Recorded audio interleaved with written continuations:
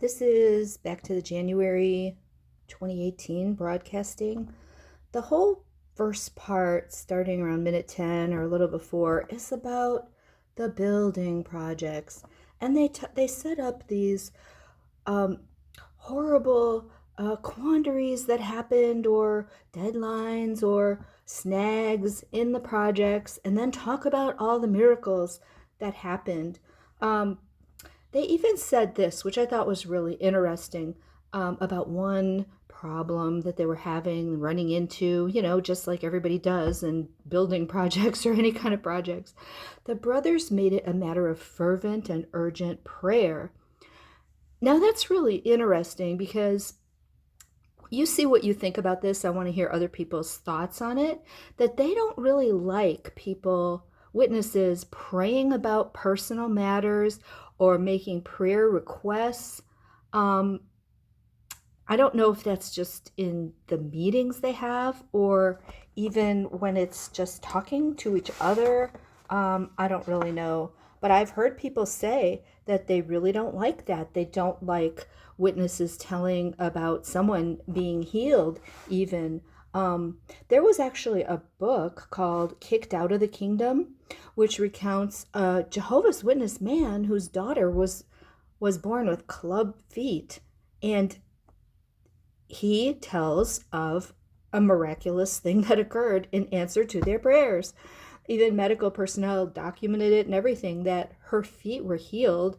Um, and he ended up getting kicked out of the organization because he wouldn't take it back. And he openly talked about it. And it's just so unbelievable. But you can make it a matter of fervent and urgent prayer. As far as watchtower interests, right? I mean, it just seems so convoluted.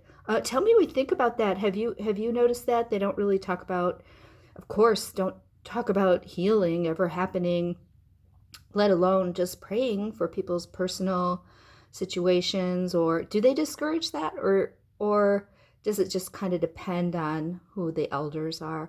Anyway, they go on and on about all that kind of show a couple amazing incidences, and then they go into people that always put kingdom interests first, which they call their buildings. One man's wife got killed in an accident before he was scheduled to go work at Warwick, or they were scheduled to. But the husband comes right after that for the building project anyway. Of course, they said, oh, well, you don't really have to, and this and that. But I think they're so conditioned to do that then they paint him as so heroic because he just came right after that happened, anyways. And then another story they told about was a couple whose wife was very ill with something serious, and he was scheduled to go help on one of these buildings, and he did it anyway. And the wife, from her bed, said, "You must go." This kind of story. And then, of course, how they always say everything that happened. Oh, that proves Jehovah's hand was so in it. This couldn't have been done. This couldn't have been done, but by Jehovah's hand, by Jehovah's Spirit. It kind of, so a building proves the organization's backing by Jehovah. I mean, this is just ridiculous because they're really just buildings. I mean, if you want to say a building couldn't have been possible without Jehovah's hand, what do they think about medieval cathedrals and buildings? Some of which they can hardly seem to build today. Anyway, yeah, that's just from Babylon the harlot. Maybe that was just Satan's hand or whatever. Then, oh, I hate when they do this. It's so egregious. They make up these fabricated conversations in heaven. But sometimes it's between Jehovah and Jesus. I've heard this a couple times. This one is between Jesus and the angels in heaven. And of course, he says, I just imagine these conversations in heaven. The angels and kings, that's the anointed that already died, I'm assuming, right? The angels and kings in heaven were so proud of all those workers down here. No doubt many of them were involved in the project. Jehovah is so proud of the workers on these projects and is looking to bless them for that. Okay, so then at minute 56, I love when they talk about church history or whatever. They're talking about a verse in Zechariah that says, don't despise the beginnings, starting with small things and, what they're going to get to, their grand building projects that they have now. But they just skip right over from Pentecost to Charles Taze Russell.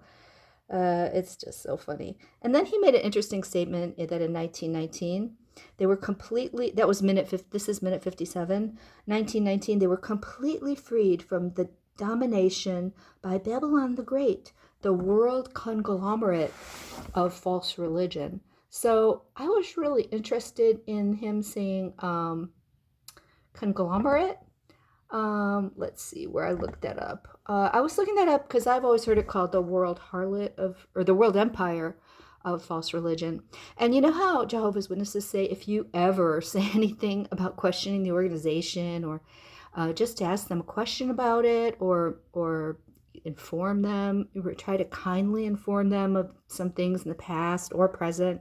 They say, we don't do that. We don't do that. We just come with an inspiring Bible quotation and talk about the hope for the future that Jehovah has for mankind, etc. Well, okay, listen. Okay, you know that Babylon the Great harlot, that they're talking about all other Christians, right? Since I don't know, AD 100, I guess, after the apostles died. So look at the kind of rhetoric they use.